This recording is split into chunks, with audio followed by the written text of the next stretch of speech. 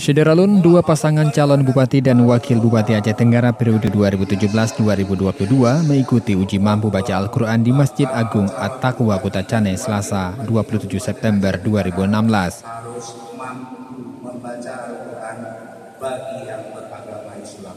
Assalamualaikum warahmatullahi wabarakatuh. Dua paslon itu masing-masing paslon bupati, wakil bupati Aceh Tenggara, Raidin Bukhari, dan paslon Ali Basrah, Denny Febrian Roza.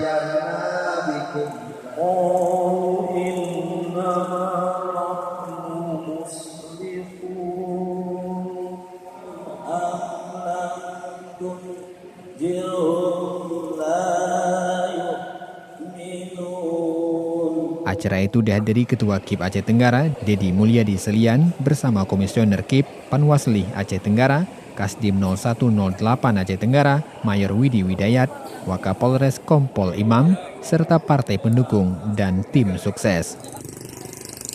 Dari Kota Caneh, Asnawi Lewi, Serambi On TV.